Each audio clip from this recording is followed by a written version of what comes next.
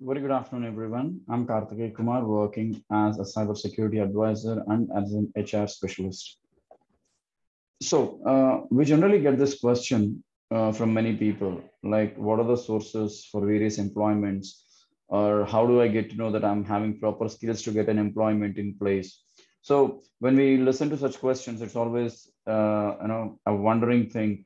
Why are these people asking these questions? Yes, it's absolutely true because 9 out of 10 are still worrying in getting a job, whether it's a fresher or an experienced, and that too during the pandemic time, it's always been worrying.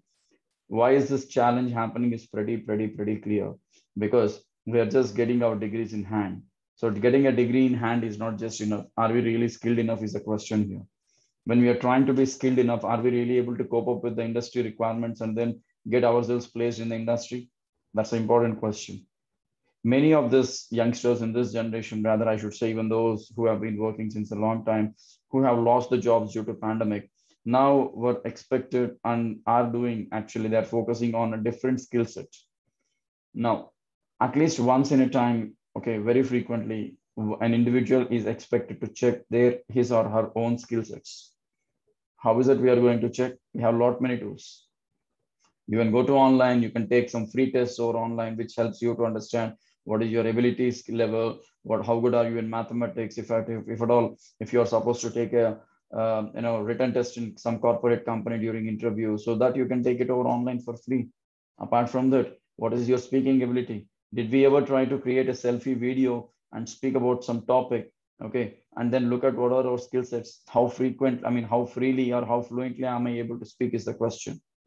If we are not able to express or present ourselves very fluently and clearly about what we are supposed to do, there is no point in expecting from the company end, or there is no point in having an expectation for the individual that they might get a job.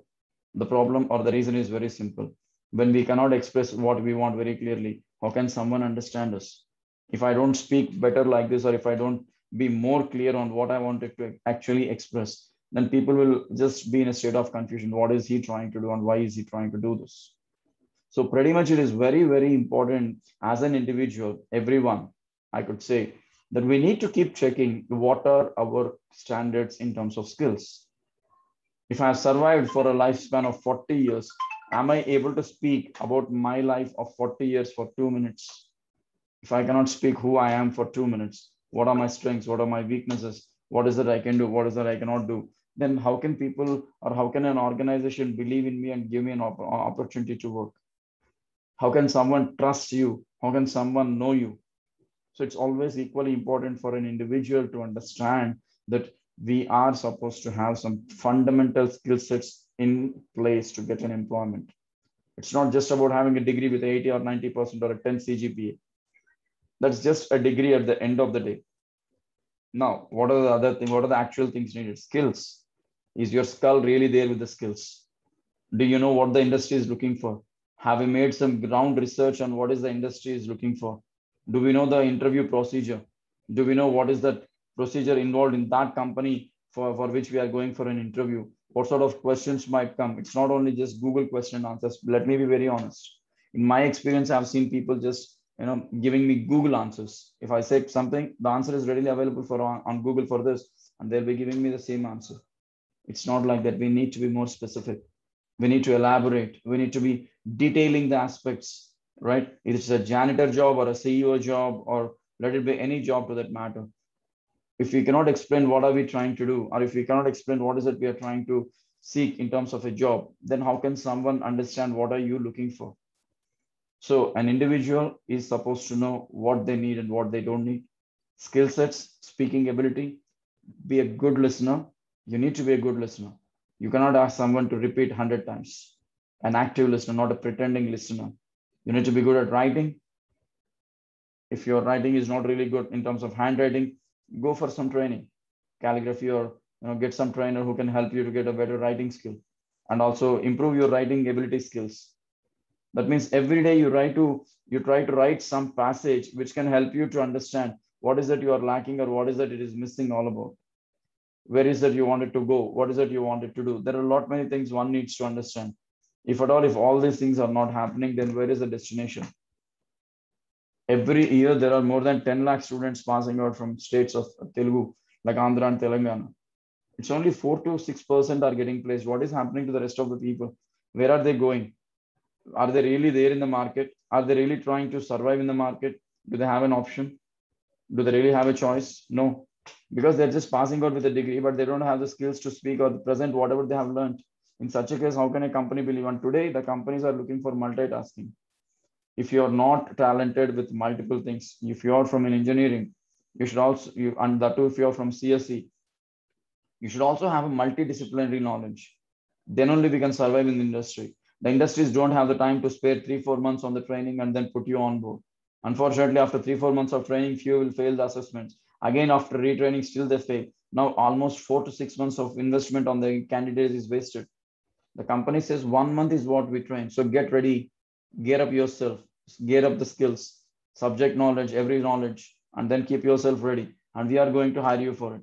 So it's always very important to know what are the skills that one needs to have and what are the skills one needs to really cultivate. It's not just of the subject. Let me be very clear again.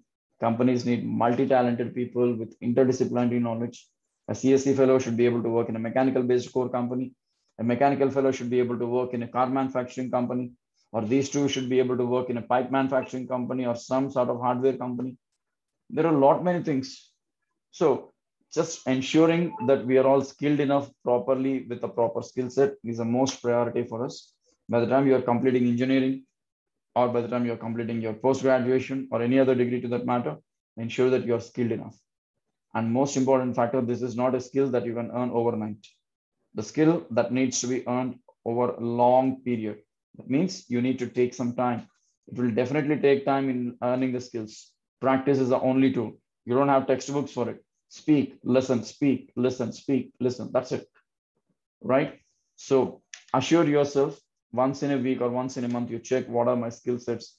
Am I ready for the industry? Will I get the job if I go like this? So, lot many questions are around, and you need to understand how you should be going with all these answers, right? Please ensure that you're all meeting the requirements of this market. Get your skills in place. Okay, proper minimum communication. You don't need a fake accent. Minimum English, Indian accent, and that's enough. You're in. Written skills, you'll always be there, right? So even if you're an experienced person, ensure that you're able to present your past experience as well so that the future can be designed properly. It's not just that we speak the past in an improper way, right? So this is a very small activity that I wanted to take up, and thank you very much for all your support. And I'm very glad that you people took some time to listen to me. Thank you so much, and keep listening. We have a lot more to come on various other skill sets. Thank you so much. Have a great day.